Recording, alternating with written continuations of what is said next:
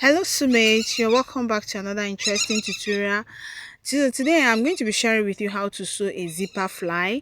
So some people call it zipper cover, but the right name for it is zipper fly. Okay, so the first thing you're going to do is to first of all cut out your pant trouser.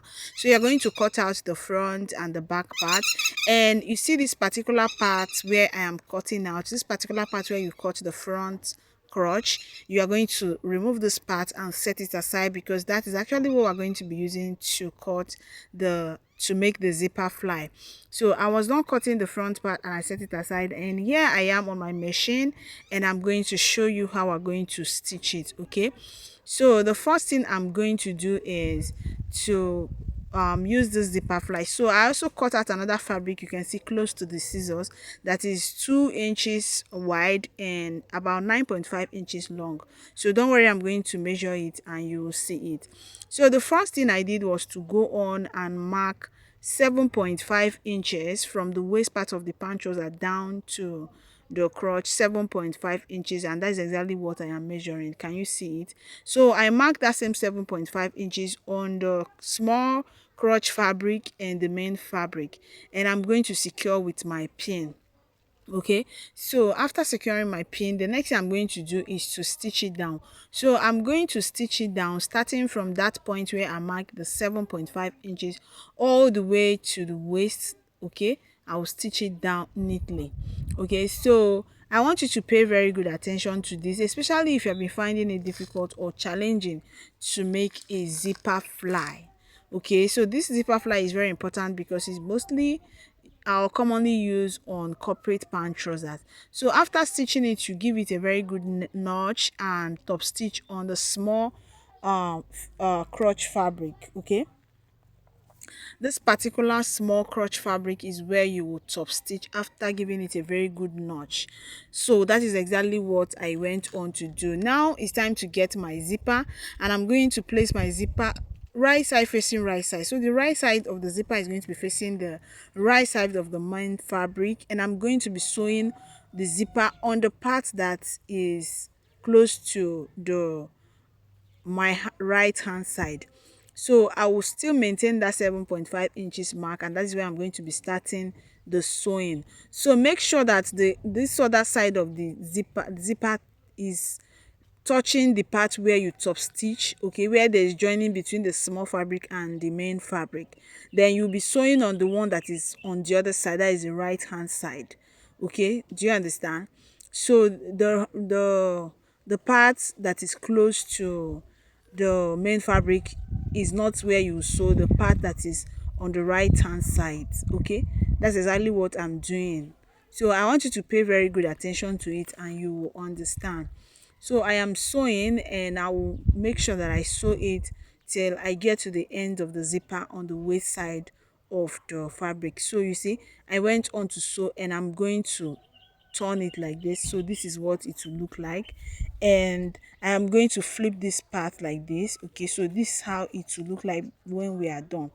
So now the next thing I'm going to do is to get the second fabric. So this is the second fabric, 2 inches wide and 9.5 inches long.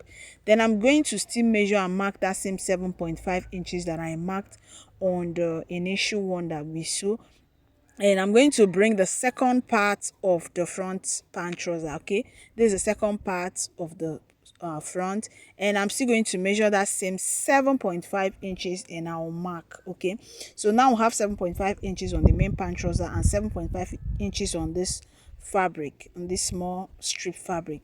So I'm going to fold the small strip fabric into two like this, and I'm going to place it on the crotch line, and I'm going to stitch down all the way till I reach that 7.5 inches that I mark.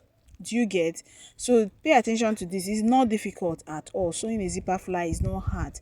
It's just for you to pay attention to it. So I'll sew till I stop here, and that is what I went on to do. Then I am going to give it a very good notch, and I'm still going to top stitch again. So remember, I'm top stitching on the fabric that is the small fabric. Do you understand? I'm top stitching on the small fabric, so I will top stitch neatly and I'm still going to stop on that 7.5 inches that I marked, because that is where the joining of the fabric and the small strip fabric ended. Then after that, I'll flip the small fabric inside. So basically I use it to turn the other side of the pant trouser. Do you understand? That is just what I went on to do. Okay, so that's exactly what I did, and the next thing I'm going to do is to place it on the remaining part of the zipper, and I'm going to pin it down. Okay, I will secure my pin just the way you see me doing here. I'll secure my pin, and I'll also secure on the parts. I'll also mark the down part, that is that same 7.5 inches where we stop the sewing of the other one. That is the same place I mark, and I'm just going to use a quarter of an inch to stitch this part of the front part trouser on the zipper. Do you understand? So I'm going to stitch it all the way till I get to the 7.5 inches point that I mark. Okay, so I'll go on and stitch it neatly until I get to that point, and I'll top stitch very well. I'll back stitch very well, sorry. So I was done doing that, and at this point it is advisable to go ahead to join the remaining part of the crotch line. Okay, so what you're going to do is, first of all, you're going to flip this part close like this, flip it on top of this one and secure with pins. Okay, you're going to flip it like this, secure, and do the same thing on the down part. Okay, you're going to do the same thing on the down part and give it a very good press. After that, you go on and join the crotch. So the truth is that the first thing you do is to make sure that it is arranged properly on the wrong side. You make sure that it is lying flat, everything is lying flat and staying properly the way it's supposed to be. Check it on the wrong side, just as the way you see me doing here. Okay, so that is the best thing to do. Make sure they are relaxing very well. Then you're going to turn over, and at this point the best thing to do is to join the remaining part of the crotch. Okay, but I went on to draw that shape, the zipper fly shape, and stitch it on it very well. And after stitching it on it, I found out that when I now joined the remaining part of the crotch, it was not relaxing very well. So I had to loosen it and join the remaining part of the crotch first before stitching this part that I'm stitching right now. You see this part that I'm stitching right now, this top stitching of this curve that I'm making right now. Ensure that you join the remaining part of the crotch before you stitch it, so as to enable this curve area to be well relaxed. Okay, to enable it to be well relaxed and it to come out properly, because right now I am stitching mine without first of all joining the remaining part of the crotch, and by the time I was done joining the remaining part of the crotch, it didn't relax very well, so I had to loosen this curve I stitched. Okay, so this is what it looked like. As you can see, this is exactly what it looked like. So now I am going to join the remaining part of the crotch. So I am going to make sure that I locate where the joining of the zipper ended, exactly where the joining of the zipper ended. That is where I will continue the joining of the crotch.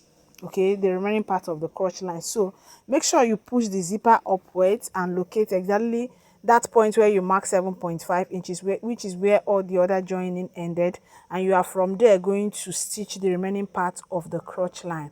Okay, so because I had already top stitched that particular curved shape before joining this, you're going to see that it's not really very relaxed. Okay, so let me finish joining it and I'm going to show you what it looked like, and the reason why you have to join this part before you make the curvy top stitching.